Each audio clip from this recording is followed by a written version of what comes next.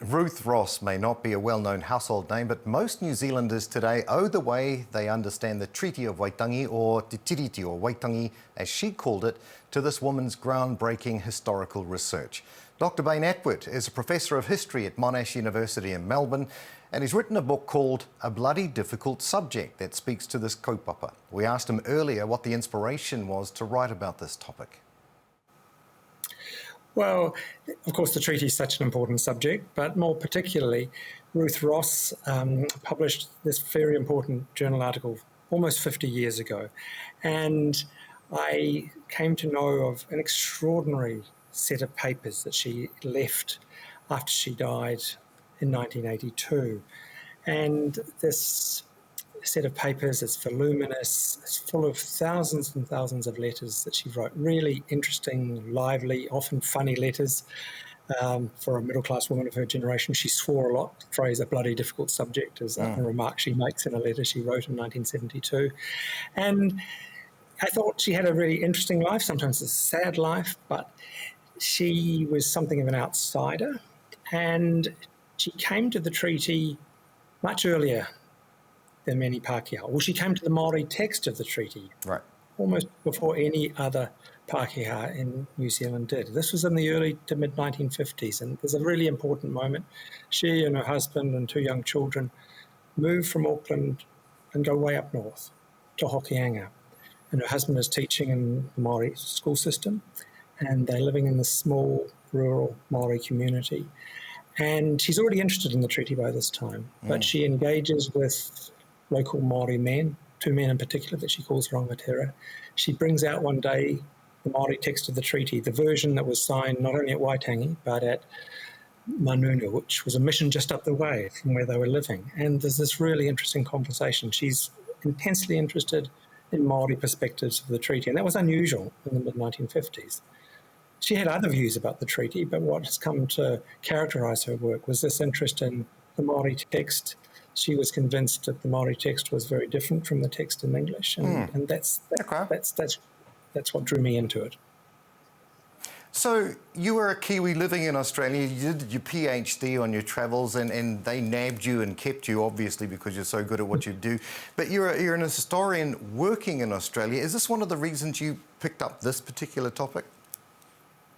Yes, well, some of my recent work was on how the British have treated Indigenous people's sovereignty and title to land in Australia. But a few years ago, I wrote a book which is essentially trying to answer the question, why did the British make a treaty in New Zealand, namely the Treaty of Waitangi, and why did the British not make treaties in Australia, or at least why did the British Crown not make treaties in Australia? And this was a question that fascinated me. I wasn't satisfied with the way that had usually been explained. And so in that case, I was really mostly focusing on the English text of the treaty because, of course, that was the text that the British had drawn up. But perhaps as part of the aging process, as I age, I want to return to more to my New Zealand roots. And so then came to write this book around Ruth Ross. It's not only about Ruth Ross, but it's then how her work was read or received in ways that I think were surprising. And then how generally historians tell stories about the past and how Pākehā historians tend to do that in ways different to the ways that many Māori would tell that story. So how has the place of the Treaty of Waitangi in law, politics, society, culture been transformed in the past 7 decades? It's been transformed enormously. So perhaps the best way of considering this is that in the mid-1950s, when Ruth Ross starts doing her work, but even in the early 1970s, the dominant position of the law, of lawyers and legal scholars, is that the treaty has no validity either in international law or in domestic law. But beginning at the very least in the early 1970s, legal scholars, first of all, in countries like New Zealand and Australia and Canada, revisit that, and they come to a very different understanding of the place of the treaty in law. When Ruth Ross is doing her work, the dominant position is that the law has no validity, and she really followed that assumption. Yeah. And so had she lived longer than she lived, had she not died as early as she did in 1982, I think she would have been very surprised by this major shift in the law. And in the way the treaty was understood, it was also that the law really had no interpretive authority. Yeah.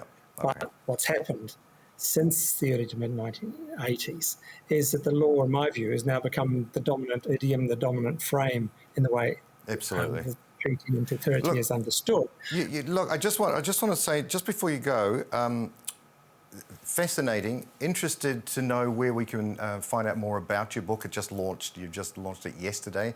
The book called A Bloody Difficult Subject. Where can we get it?